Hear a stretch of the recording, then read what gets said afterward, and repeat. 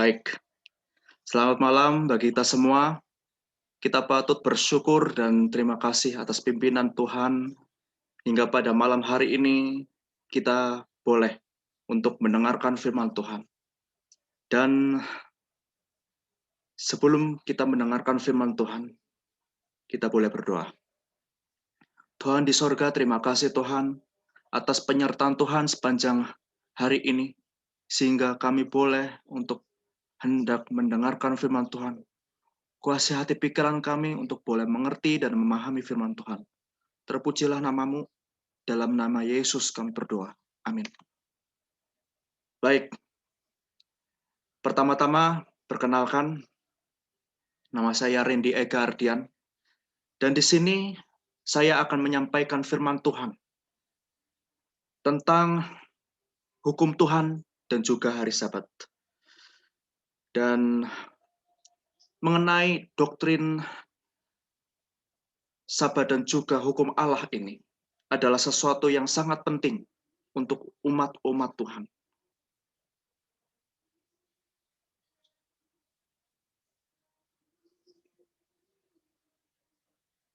Oke, baik. Sudah terlihat ya slide-nya? Oke.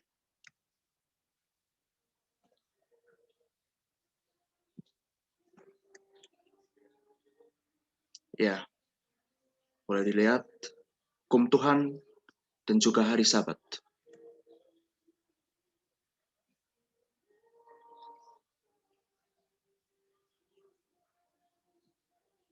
Oke. Tentang hukum Tuhan dan juga hari Sabat. Saya mempunyai ilustrasi. Ya, kalau bisa kita lihat, ini adalah sebuah monumen. Monumen ini kita boleh lihat, mungkin di Indonesia ini banyak sekali monumen ya. Termasuk itu ada monumen tentang proklamasi, monumen nasional, dan monumen yang lain di Indonesia ini. Dan biasanya masyarakat ya, atau negara membuat monumen ini dikhususkan untuk seseorang ataupun sesuatu peristiwa yang sangat penting yang menjadi peringatan, oleh karena monumen ini menjadi satu peringatan yang sangat penting yang harus diingat-ingat kepada setiap masyarakat ataupun keturunan-keturunan dari bangsa tertentu yang boleh terlibat di situ. Baik, tentang sebuah monumen. Ini bercerita tentang adalah sumber hukum Allah. Dikatakan dalam Roma 2 ayat 15. Sebab dengan itu mereka menunjukkan bahwa isi hukum Taurat ada tertulis di dalam hati mereka dan suara hati mereka turut bersaksi dan pikiran mereka saling meneduh atau saling membela. Jadi hukum Taurat adalah kudus dan perintah itu juga adalah kudus, benar dan baik dalam Roma 7 ayat 12. Apakah sumber hukum Allah ini? Sumber hukum Allah ini adalah isi hukum Taurat yang tertulis dalam hati mereka. Dan suara hati mereka ini turut bersaksi. Dan dikatakan hukum Taurat ini juga adalah kudus. Perintah itu adalah kudus, benar dan baik. Allah tidak menciptakan seorang pun berdosa. Allah tidak menghendaki semua orang atau manusia itu berdosa. Tetapi semua ciptaan Allah ini memilih jalannya sendiri. Pada akhirnya semua ciptaan yang harusnya tidak berdosa itu, oleh karena pelanggaran dari nenek moyang kita turut terlibat dalam hal keberdosaan ini. Dikatakan dalam Yeskiel 28 ayat 15, engkau tak bercelah dalam tingkah lakumu sejak hari penciptaanmu, sampai terdapat kecurangan padamu. Ini sangat jelas bahwasanya Allah tidak menghendaki sebuah pelanggaran. Allah tidak menghendaki sesuatu yang bercela dalam tingkah laku kita pada hari penciptaan. Tetapi sampai terdapat kecurangan padamu. Dan menyatakan bahwasanya iblis ini, bahwa ia tidak hidup dalam kebenaran. Yesus menyatakan bahwa iblis ini tidak hidup dalam kebenaran. Dia adalah bapa yang berdusta ya. Dusta dari segala dusta. Dan jadi sebelum pendurkan itu ada penurutan, dan jika ada penurutan, kemudian hukum Allah diketahui. Jadi tentang hukum Taurat atau hukum Allah ini diciptakan atau dibuat oleh Allah sendiri. Itu semata-mata untuk memperingatkan manusia untuk akan dosa mereka.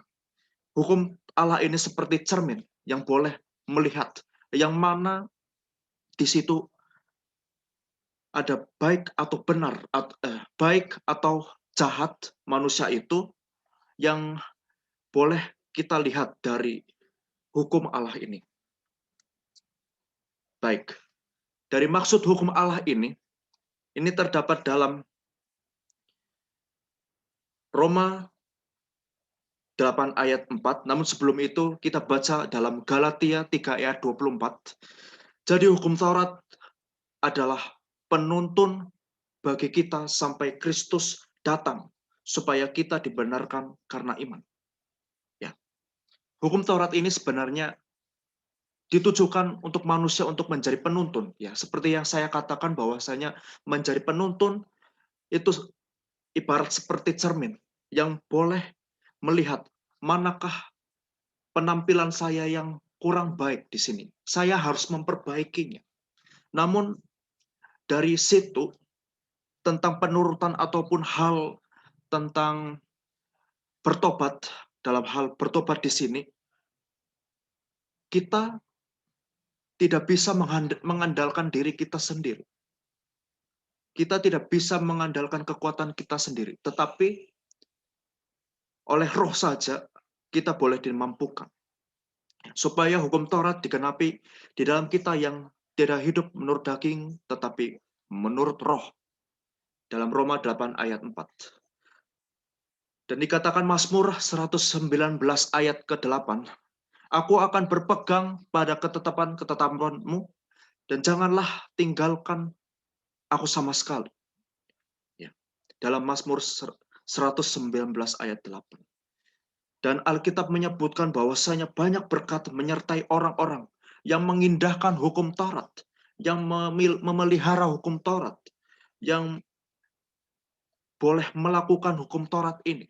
Daud mengatakan dalam Mazmur 19 ayat ke-12, Lagi pula hamba-Mu diperingatkan oleh semuanya itu, dan orang yang berpegang padanya mendapat upah yang besar. Ya, mungkin dari sekian pelajaran tentang hukum Taurat ini, mungkin ini adalah salah satu pelajaran yang penting bahwasanya dikatakan dalam Mazmur 111 ayat yang ke-10 dikatakan, permulaan hikmat adalah takut akan Tuhan. Semua orang yang melakukannya berakal budi yang baik. Puji-pujian kepadanya tetap untuk selama-lamanya. Jadi keputusan Daud ini yang berhubungan dengan hukum Taurat harus menjadi keputusan kita. Ya, mungkin dari sini kita boleh lihat untuk umat-umat Kristen khususnya. Hukum Taurat atau hukum Allah ini tertulis dalam buku Keluaran, dan di situ tercatat dalam Perjanjian Lama. Dan mungkin bertanya-tanya apakah hukum Taurat ini masih berlaku, tetapi boleh kita lihat bahwasanya Allah ini tidak akan pernah berubah dari dulu, sekarang, sampai selama-lamanya. Dan seperti pertanyaan yang saya sampaikan sebelumnya, apakah hukum Taurat ini kekal atau dihapuskan? Dikatakan dalam Matius 5 ayat 17 dan 18 dijelaskan, "Janganlah kamu menyangka bahwa aku datang untuk meniadakan hukum Taurat atau kitab para nabi. Aku datang bukan untuk meniadakannya, melainkan untuk menggenapinya. Karena aku berkata kepadamu, sesungguhnya sebelum lenyap langit dan bumi ini, satu iota atau satu titik pun tidak akan ditiadakan dari hukum Taurat sebelum semuanya terjadi." Ini sangat jelas dalam Matius 5 ayat 17 dan juga 18. Yesus berkata bahwasanya dia datang bukan untuk meniadakan hukum Taurat atau kitab para nabi di sini. Dia katakan, dia datang bukan untuk meniadakannya, melainkan untuk menggenapinya. Dari ayat ini, apakah maksud dari menggenapi ini? Dari sini terletak bahwasanya hukum Taurat atau hukum Allah ini berfokus pada hukum moral ya. Hukum moral yang boleh kita lihat, misal hukum moral tentang membunuh. Dan kalau kita secara logika kita boleh lihat dari sistem hukum ataupun perundang-undangan di Indonesia bahwasanya barang siapa ya yang membunuh ya, itu ada satu pasal, ada satu hukum pidana di situ. Dan pastinya seorang pelaku yang sudah membunuh ini pastinya mendapat hukuman di penjara ya.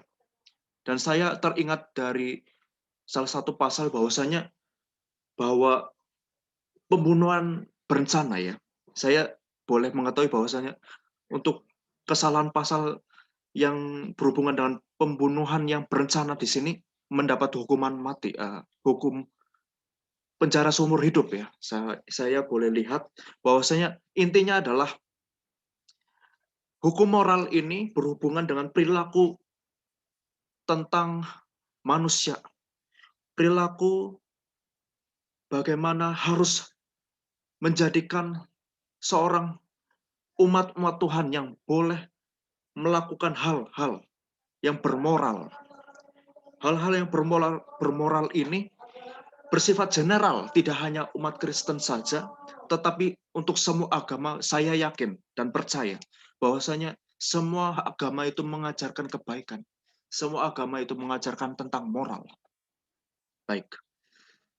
Dan dikatakan dalam Kolose 2 ayat 16 dan 17 bahwasanya hukum yang dihapuskan Kristus ini, karena itu janganlah kamu biarkan orang menghukum kamu mengenai makanan dan minuman atau mengenai hari raya, bulan baru ataupun hari Sabat. Semuanya ini hanyalah bayangan dari apa yang harus datang, sedang terwujudnya ialah Kristus. Dari slide sebelumnya, apakah hukum Allah ini atau hukum Taurat ini dihapuskan? Dijelaskan di sini bahwasanya hukum moral itu tidak dihapuskan. Allah atau Yesus ini mengatakan, janganlah menyangka bahwa dia datang untuk meniadakan hukum Taurat, tetapi untuk menggenapinya. Dan hukum yang dihapuskan Kristus adalah hukum tentang mengenai hari raya ya, mengenai hari raya, bulan baru, ataupun hari Sabat. Ini bercerita tentang hukum-hukum upacara yang dilakukan oleh orang-orang Israel pada saat itu. Dan hukum ini ada satu dari lambang-lambang dan bayangan yang menunjukkan suatu peristiwa yang akan datang kepada orang-orang Yahudi ya. Orang-orang Yahudi, dan Yohanes melihat di dalam Kristus di suatu kegenapan dari domba korban sebagai lambang Kristus. Ketika Kristus mati, bayangan menjadi kenyataan, bahwasanya ditunjukkan bahwasanya lambang-lambang itu sudah digenapi. Dan oleh karenanya, kita tidak memelihara hari Paskah, hari raya Paskah, tahunan, sahabat-sahabat, atau perayaan-perayaan, upacara-upacara seperti itu. Dan itu bersifat hal-hal yang boleh kita bilang itu adalah sesuatu upacara-upacara yang dilakukan sebelum kedatangan Kristus ya. Dan ketika Kristus itu datang, ketika Yesus itu datang, Yesus ini menghapuskan hukum-hukum itu atau hukum-hukum upacara-upacara ini, tetapi Kristus datang ini tidak meniadakan hukum moral tentang hukum Taurat itu atau hukum Allah itu. Dikatakan dalam Efesus 2 ayat 15, sebab dengan matinya sebagai manusia ia telah membatalkan hukum Taurat dengan segala perintah dan ketentuannya untuk menciptakan keduanya menjadi satu manusia baru di dalam Dia. Dan dengan itu mengadakan damai sejahtera. Maksud dari membatalkan hukum Taurat ini adalah Kristus ini membatalkan hukum-hukum upacara atau perayaan hari Paskah ataupun sahabat-sahabat perayaan seperti itu. Tetapi Kristus yang saya katakan bahwasanya Kristus datang bukan untuk meniadakan hukum moral, hukum Taurat tentang moral yang saya sampaikan. Oke. Tentang hukum dan anugerah ini, apakah kaitannya hukum dan anugerah ini? Ya, saya boleh lihat ya, dalam Roma 3 ayat 24 dan 25. Dan oleh karena kasih karunia telah dibenarkan dengan cuma-cuma karena penebusan dalam Kristus Yesus. Kristus Yesus telah ditentukan Allah menjadi jalan perdamaian karena iman dalam darahnya. Hal ini dibuatnya untuk menunjukkan keadilan karena ia telah membiarkan dosa-dosa yang telah terjadi dahulu pada masa kesabaran. Baik, kalau bicara tentang kasih karunia yang dibenarkan dengan cuma-cuma karena penebusan oleh Kristus Yesus ini, apakah hukum dan juga anugerah ini bertentangan? Dikatakan juga dalam Roma 6 ayat 14. Sebab kamu tidak dikuasai lagi oleh dosa, karena kamu tidak berada di bawah hukum Taurat, tetapi di bawah kasih karunia. Ya.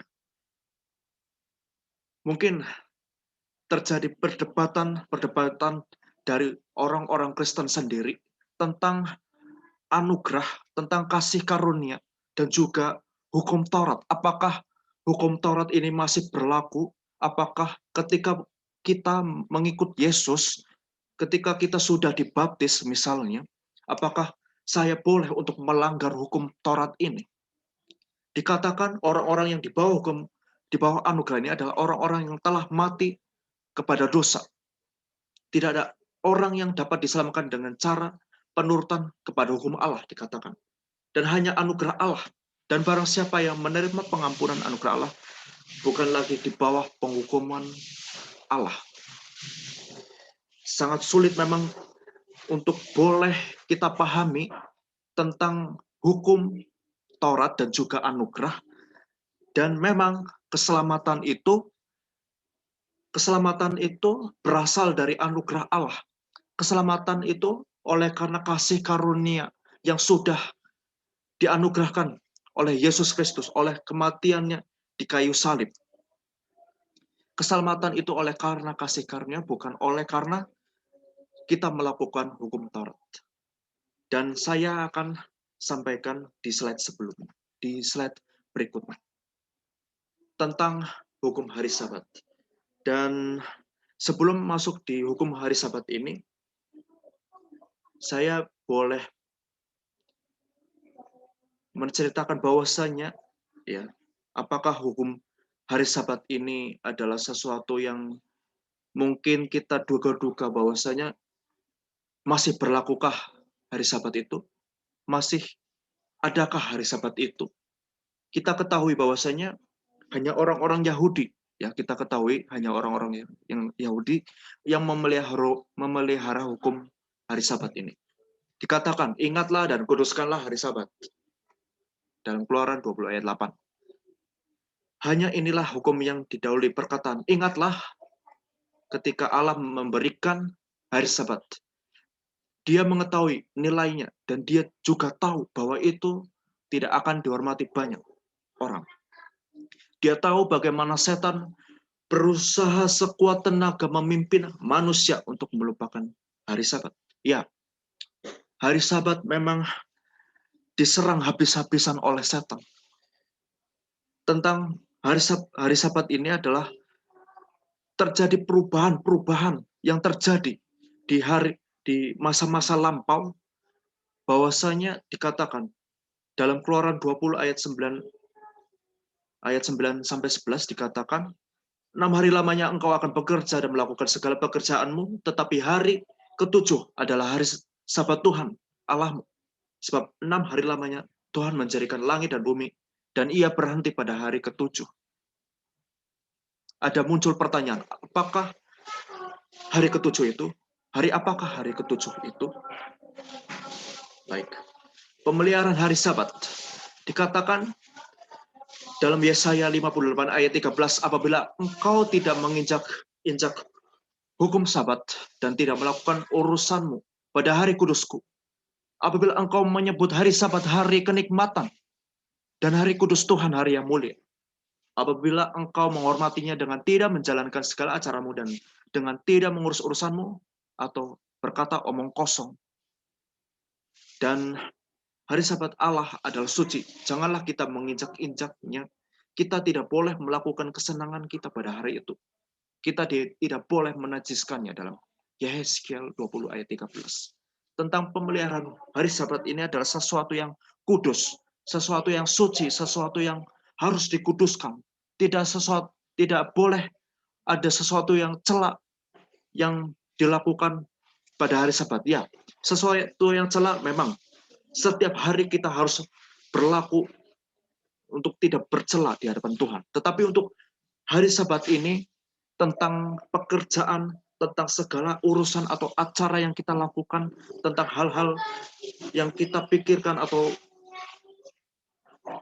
tentang rencana-rencana yang kita lakukan, yang bersifat duniawi, yang bersifat tidak menguduskan hari Sabat atau menguduskan Tuhan itu, tidak boleh dilakukan di hari Sabat.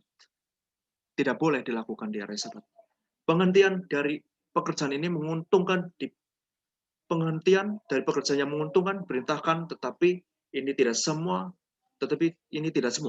Hari itu harus disucikan. Dalam Ibrani 4 ayat 10 dikatakan manusia harus berhenti dari segala pekerjaannya sama seperti Allah berhenti dari pekerjaannya. Pemeliharaan hari Sabat lebih dari pemeliharaan satu hari semata-mata. Itu adalah menghidupkan satu kehidupan untuk Allah. Ya, intinya adalah berfokus kepada Allah. Untuk satu hari untuk Tuhan, selama 6 hari kita bekerja, kita sudah melakukan segala pekerjaan kita, melakukan segala aktivitas kita, hal-hal duniawi kita. Kita buat hari Sabat ini adalah hari yang diasingkan, hari yang dikhususkan Allah untuk kita kuduskan. Oke, dari sini terdapat ilustrasi tentang ulang tahun.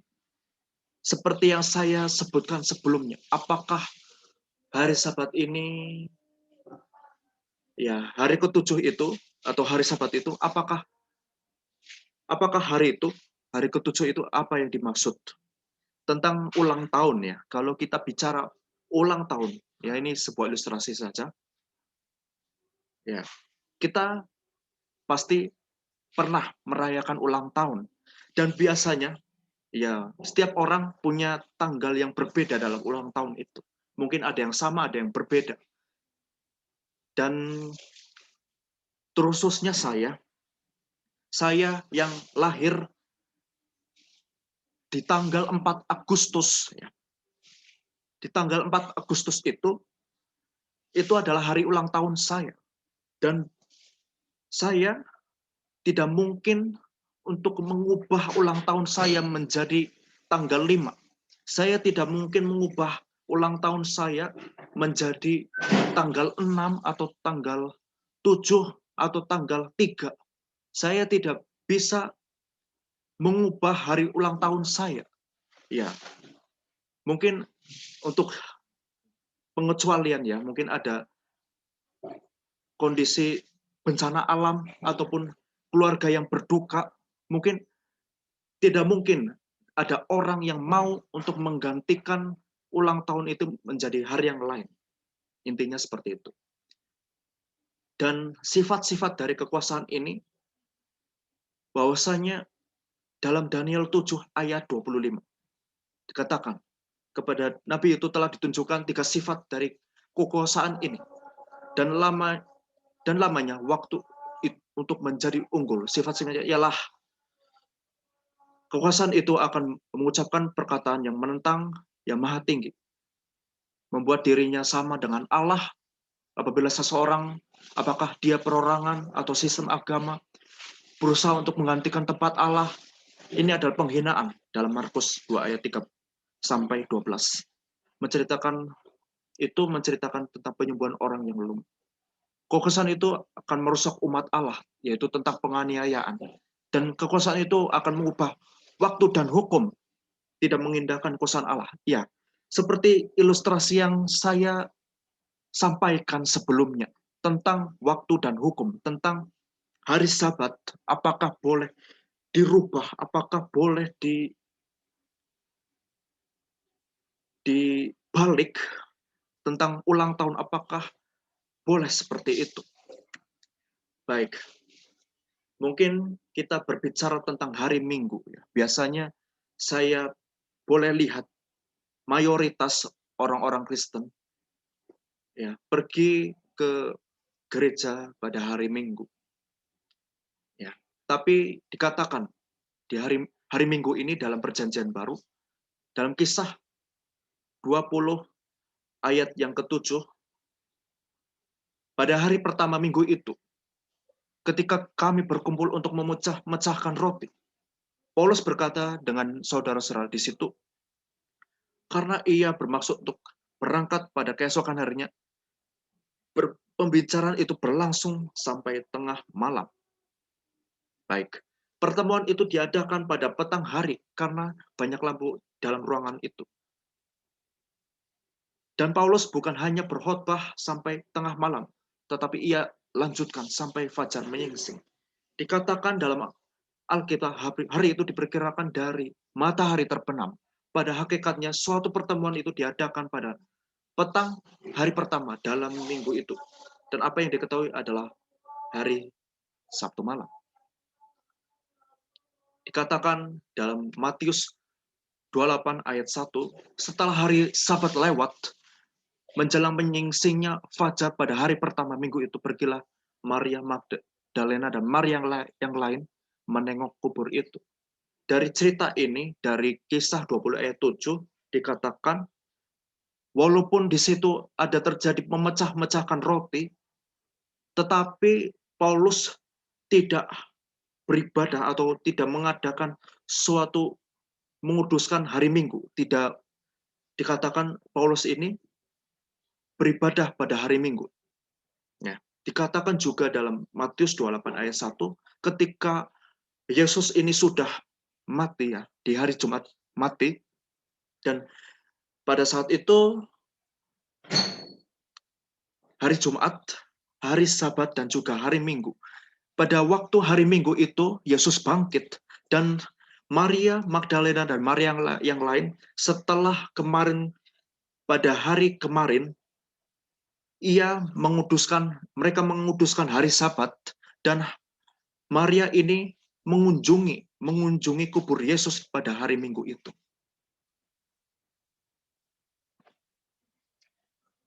Baik, dikatakan apakah hari Sabat itu? Ini mungkin terdengar seperti halnya pertentangan. Apakah hari Sabat itu ya? Baik, dalam Lukas 24 ayat yang ke-1, tetapi pagi-pagi benar, Lukas 24 ayat yang 1, tetapi pagi-pagi benar, pada hari pertama minggu itu, mereka pergi ke kubur itu membawa rempah-rempah yang telah disediakan mereka. Ya. Intinya adalah pada hari pertama minggu itu. Ya, itu adalah peristiwa yang sama dicatat oleh para penulis yang lain. Dikatakan Kristus disalibkan pada hari persiapan ya, atau persediaan atau hari Jumat. Dia mati setelah hari Sabat sudah lewat. Dan hari Jumat ini yang sama, perempuan-perempuan itu menyediakan rempah-rempah untuk meminyakinya. Pada peristiwa tentang kematian Yesus ini sangat jelas dikatakan hari apakah hari Sabat itu. Dikatakan hari berikutnya, yakni hari Sabat, mereka berhenti menurut hukum itu. Oleh sebab itu ada 3 hari yang terkenal, yaitu hari persiapan atau persediaan, atau hari Jumat, hari Sabat, dan hari pertama minggu itu. Tetapi mereka berhenti pada hari Sabat atau hari Sabtu. Ya, hari Jumat adalah hari persiapan, hari persediaan, hari kematian Kristus, dan hari Sabtu adalah hari Sabat, Minggu adalah hari kebangkitan. Ya. Ini sangat jelas dikatakan bahwasanya ada 3 hari yang boleh kita lihat tentang kematian dan juga kebangkitan Yesus. Dan di situ disebutkan hari apakah hari Sabat itu. Dan dijelaskan hari Sabat itu adalah hari Sabtu. Tentang perubahan hari Sabat yang dijelaskan, saya boleh sampaikan dari ilustrasi tentang ulang tahun. Apakah ulang tahun itu boleh dirubah sesukanya? Ketika saya boleh berulang tahun di tanggal 4 Agustus, apakah boleh saya rubah di tanggal 5 atau tanggal 3 atau tanggal 6? Dalam Alkitab terdapat perintah ilahi supaya memelihara hari ke-7 sebagai hari Sabat. Dikatakan, namun ini adalah benar-benar suatu situasi yang membingungkan. Karena banyak yang menuntut hari Sabat sudah dirubah oleh Kristus. Ketika ia disalibkan dan hari Sabat baru telah ditetapkan pada hari yang sama, peristiwa yang sama. Kita harus mengetahui bagaimana perubahan itu terjadi. Ya, ketika Yesus ini bangkit pada hari Minggu itu, Yesus tidak berbicara. Yesus ini tidak mengatakan bahwasanya ketika ia bangkit di hari Minggu ini, berarti orang-orang atau kita semua umat-umat Tuhan harus menguduskan hari Minggu.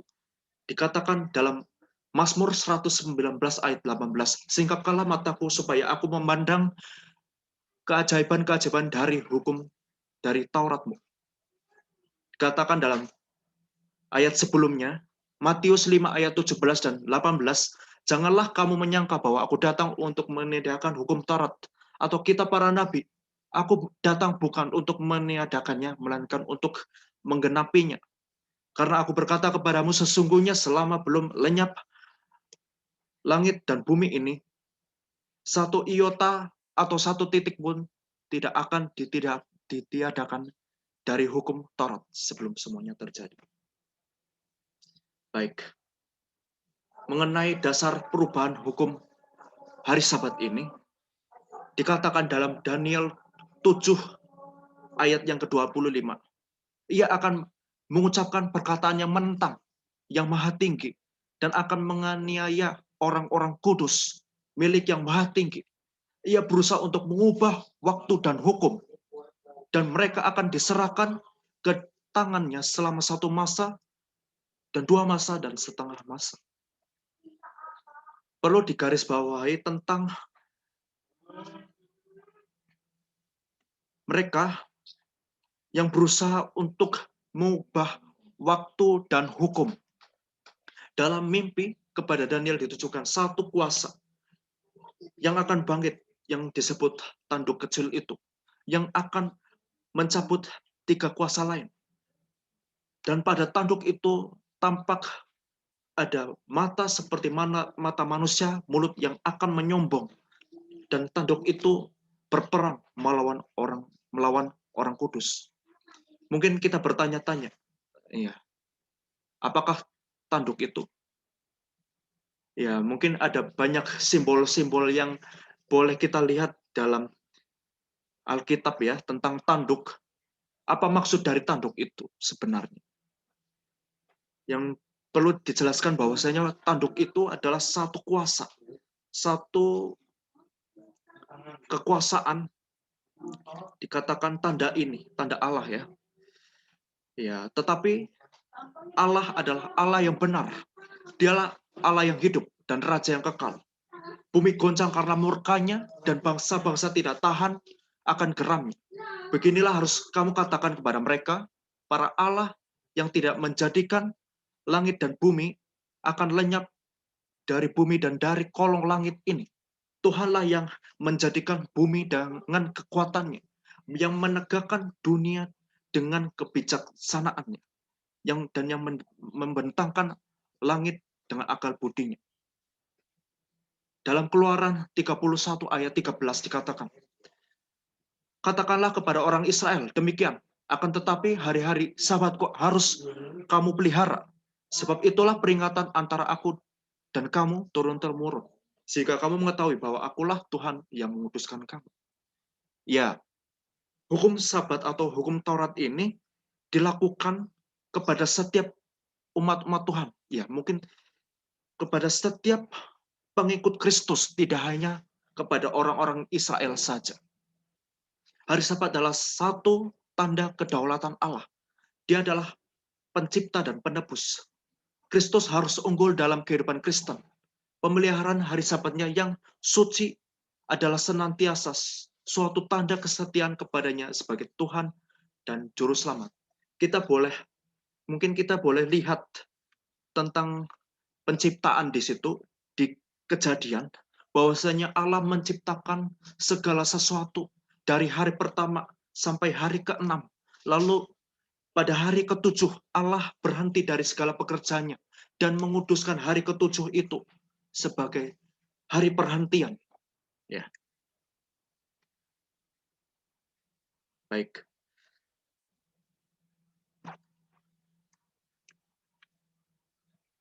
Baik, selama berabad-abad pertentangan besar antara Kristus dan iblis telah berlangsung. Ini tentang meterai Allah, tentang hari Sabat atau hari yang lainnya.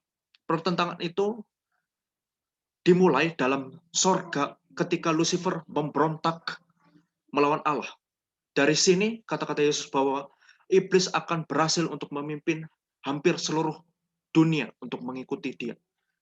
Ini pertentangan tentang Allah dan juga iblis. Ini sebenarnya pertentangan Allah dan juga iblis. Sebenarnya jika kalau kita melihat dari belakang ketika Adam dan Hawa ini misal tidak berdosa, kita bisa tidak terlibat dari pertentangan ini. Namun karena nenek moyang kita jatuh dalam dosa akhirnya, ya kita pun sebagai manusia yang berdosa ini, dosa itu muncul dan dosa itu boleh lanjut dari Adam sampai sekarang.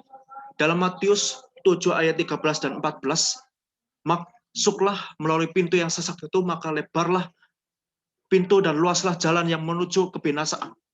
Dan banyak orang yang masuk melaluinya. Karena sesaklah pintu dan sempitlah jalan yang menuju kepada kehidupan dan sedikit orang yang mendapatinya. Dikatakan dalam Wahyu 14 ayat 1, 4, dan 5. Dan aku melihat sesungguhnya anak domba berdiri di Bukit Sion dan bersama-sama dengan dia 144.000 orang. Dan di dahi mereka tertulis namanya dan nama Bapaknya. Mereka adalah orang-orang yang tidak mencemarkan dirinya dengan perempuan-perempuan karena mereka murni sama seperti perawan. Mereka adalah orang-orang yang mengikuti anak domba itu kemana saja ia pergi. Mereka ditebus dari antara manusia sebagai korban sulung bagi Allah dan bagi anak domba itu. Dan di dalam mulut mereka tidak terdapat dusta, mereka tidak bercela. Dari sini dijelaskan tentang hukum hari Sabat dan juga hari Minggu. Kalau kita bisa melihat dari kisah Yesus bahwasanya pada masa hidupnya, pada kebiasaannya ini, ia boleh memelihara, ya, menurut kebiasaannya dia pergi ke rumah ibadah pada hari Sabat. Dijelaskan bahwasanya ketika seseorang yang menguduskan hari Sabat ini pastinya mengikuti apa yang Yesus lakukan. Tentang materai Allah, kita boleh baca tentang hari Sabat ini adalah satu tanda dari seluruh kegiatan Allah, kuasa kreatifnya dalam semesta alam, kuasanya untuk menciptakan kembali dalam hati. Materai persetujuan Allah apabila ditempatkan pada seseorang akan menunjukkan dia telah mendapat kemenangan atas dosa. Dan itu akan nyata bahwa dia milik Allah. Umat Allah akan menjadi pemelihara hukum. Hari Sabat adalah tanda luar, tanda atau materai yang membedakan mereka dari orang-orang yang tidak menurut atau mengakui hukum Allah ini. Dan tetapi bagi umat Allah hari Sabat berarti penyucian. Itu adalah tanda antara mereka dan Allah yang menandakan mereka adalah milik Allah. Seperti yang saya sampaikan sebelumnya tentang penciptaan ini, ketika Allah menciptakan segala sesuatunya selama 6 hari lamanya, ketika ia boleh berhenti pada hari ketujuh itu, lalu menguduskan hari ketujuh itu, lalu memberkati hari ketujuh itu. Dan sebagaimana Allah lakukan itu selama 6 hari itu, ia atau Tuhan ini berhenti bukan karena lelah. Tuhan berhenti bukan karena dia capek, karena dia sudah menciptakan segala sesuatunya, dia capek. Tidak seperti itu. Tetapi dia berhenti dari segala pekerjaannya pada hari ketujuh itu hanya untuk manusia saja, untuk boleh menguduskan hari ketujuh itu atau hari Sabat itu menjadi hari khusus, hari yang khusus untuk dikuduskan. Tetapi ya dikatakan dalam 2 Timotius 2 ayat 19, tetapi dasar yang diletakkan Allah itu teguh dan materinya ialah Tuhan mengenai. Tetapi dasar yang diletakkan Allah itu teguh dan materinya ialah Tuhan mengenal siapa kepunyaannya. Dan setiap orang yang menyebut nama Tuhan hendaklah meninggalkan kejahatan. Ya, kita boleh teringat dari hukum Taurat dan juga hari Sabat. Bahwasanya hukum Taurat ini tidak hanya hari Sabat, ada hukum-hukum yang lain dari 1 sampai 10. Dan itu menyebutkan bahwasanya ketika seseorang yang meninggalkan kejahatan itu sama saja memelihara hukum Taurat. Tentang pemulihan hari Sabat ini. Hari Sabat dipulihkan atau diperbaharui oleh orang-orang yang memeliharanya. Mereka yang akan disebut yang memperbaiki tembok yang tembus, yang membetulkan jalan supaya tempat itu dapat dihuni. Apabila musuh menyerang kota-kota yang bertembok pada zaman dahulu kala, dan mereka akan berusaha membuat pecahan atau pengerusakan pada tembok-tembok itu. Dan pada saat itu perang akan berkecamuk di sekitar tempat itu. Maksud dari perkataan ini adalah ketika pemulihan atau pembaharuan hari Sabat ini, pastinya akan terjadi pertentangan antara orang-orang yang menguduskan hari Sabat dan juga orang-orang yang menentang hari Sabat. Dalam Yehezkiel 22 ayat 30 dikatakan, aku mencari di tengah-tengah mereka seorang yang hendak mendirikan tembok atau yang mempertahankan negeri itu di hadapanku, supaya jangan kumusnahkan, tetapi aku tidak menemuinya. Perkataan mendirikan di sini diterjemahkan dari perkataan bahasa Ibrani sama dengan membangun dalam Yesaya 58 ayat ke-12. Yesaya menunjuk kepada orang-orang setia seperti yang memperbaiki tembok yang tembus ini. Yesaya mencari seseorang yang memperbaiki tetapi tidak menemukan. Ya memang hari Sabat pada zaman dahulu kala, bahkan sampai sekarang sudah dirubah hari Sabat itu. Tetapi masih ada orang-orang yang menguduskan hari Sabat yang benar. Baik. Tentang pemeliharaan hari Sabat yang benar ini. apa maksudnya. Dan dikatakan dalam Markus 27, Markus 2 ayat 27, karena Kristus memberikan hari Sabat adalah kepada manusia, ya. Hari Sabat itu dijadikan kepada manusia.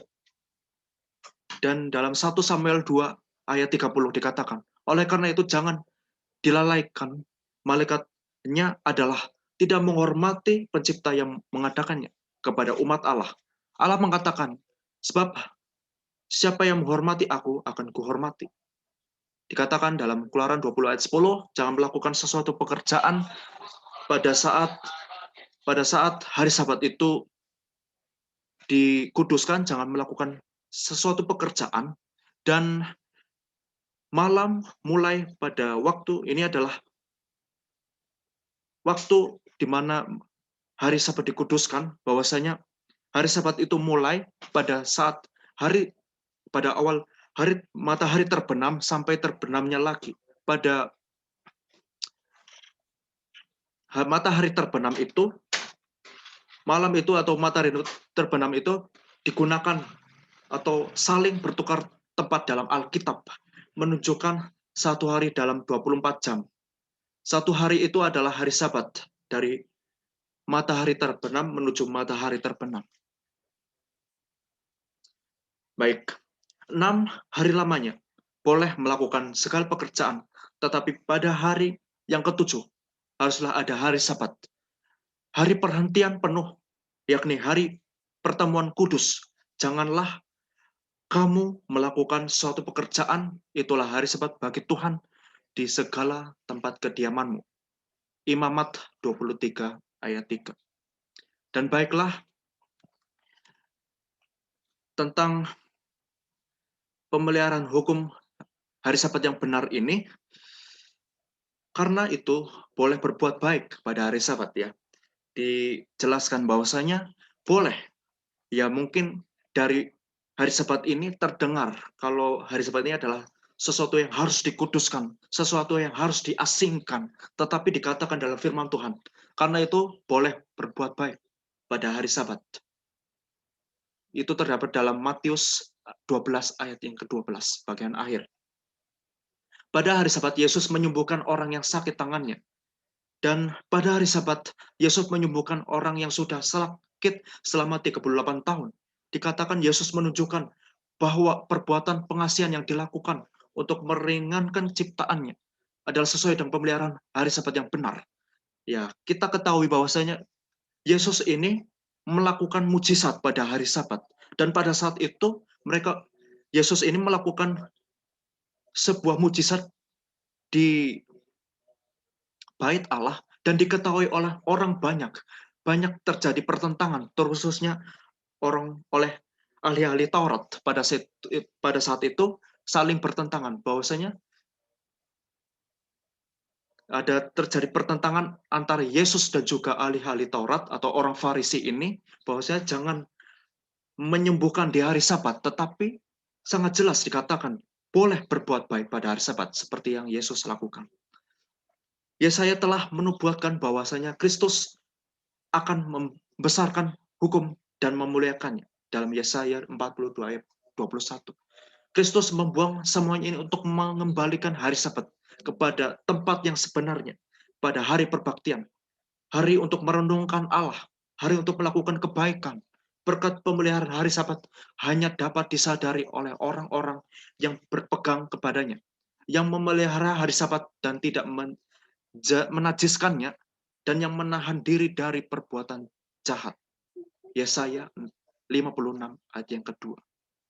Kita melakukan hari kebaktian, hari untuk merenungkan Allah, hari untuk membuat kebaikan, untuk memelihara hari Sabat ini, yang selalu senantiasa kita pegang dan kita peliharai.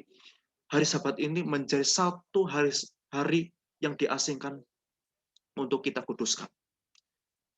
Mungkin itu adalah firman Tuhan yang boleh saya sampaikan, bahwasanya adalah hari Sabat ini adalah hari yang diasingkan oleh Tuhan, dan hukum Taurat ini diciptakan oleh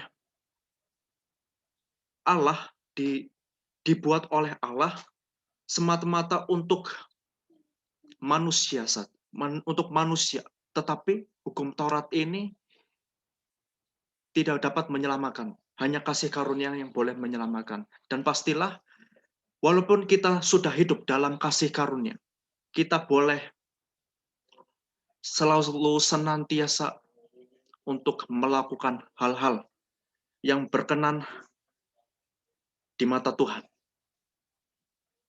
Tuhan memberkati.